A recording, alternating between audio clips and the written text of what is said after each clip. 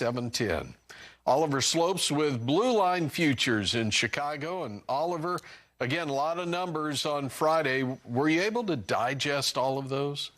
I think the market's still working on digesting those. We obviously got some nice bullish surprises, and we're seeing some follow through to start this week's trade, which is certainly encouraging. And I think it really kind of goes back to what you and I talked about for several weeks now, and it's that a lot of this bearish news, I think, has been looming over the market for some time, where the surprise isn't going to come from more bearish news. The surprise is going to come from some sort of bullish catalyst, and we got that in Friday's report. I think that the funds are showing an appetite to be long the grain market, specifically in that corn market. We'll get an updated look at the Commitment of Traders report this afternoon. But if they continue to dive into the corn market and build that position, I wouldn't be surprised to see them do the same in soybeans, and they certainly, have reason to after Friday's report. Now, the laggard in the grain complex over the last, couple of months has really been the wheat market. If corn and beans can continue to grind higher from these levels, I wouldn't be surprised to see that spill over into some strength in the wheat market, and that might join the party and participate a little bit more than it has been as of late. Looking at that corn wheat spread, that certainly is a little bit out of whack. So I wouldn't be surprised to see wheat play catch up if the broader grain complex can remain strong. All right. So we also had some news over the weekend on 45Z and some guidance there. Could that spill over and start maybe providing some fuel for soy oil?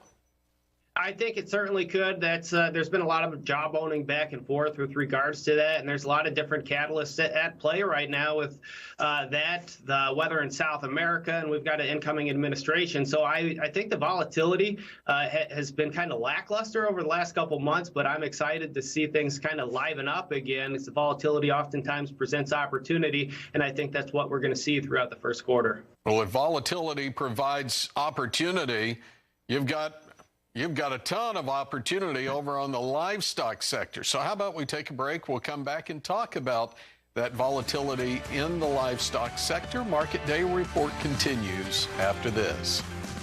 The deferreds of June and July.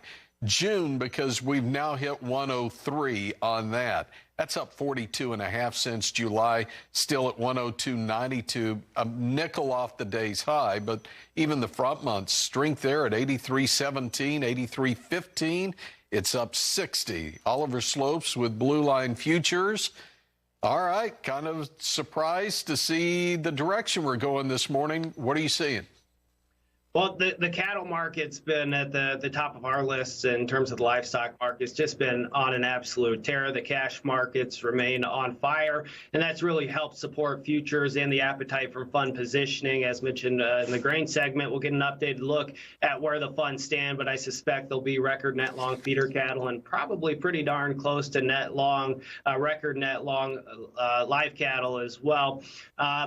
How long and how far is this going to continue is the big question. I think at this point is if the cash market remains strong, you're going to need to see some sort of outside risk-off environment to trigger some sort of long liquidation event in cattle. We are down a little bit in the outside markets today, but obviously right now the funds don't seem all that concerned. So it'll be interesting to see how the rest of the week plays out and if any repositioning happens when that new administration comes into office. All right. And finally, as you look at some of the outside markets, anything catch your attention?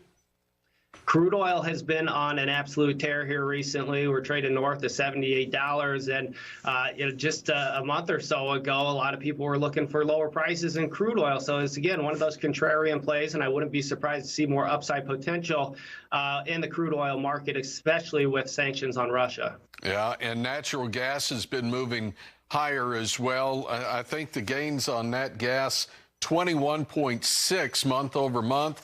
A lot of that tied back over to weather.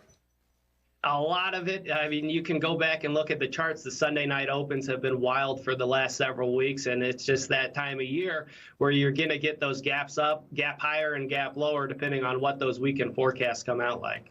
All right, going to throw one more at you, and I'll end it in an interesting way because you are in Chicago. But looking at Class 3 milk futures, and we're higher right now except for the February contract, which is a little lower. And I mentioned Chicago. Please tell me you eat pizza. You know, the locals don't really eat the deep dish, to be honest with you. I thought you were going to ask me about the Class 3 milk. I don't trade a lot of Class 3 milk, but I got a toddler at home. I should consider hedging my bets on that. Yeah, that's probably a good idea. You know, when Oliver was born, pizza was $7.29 for a 16-inch cheese pizza. Just in case you were wondering on that. Anyway, Oliver, thanks for being here this morning. We'll see you soon. Yeah.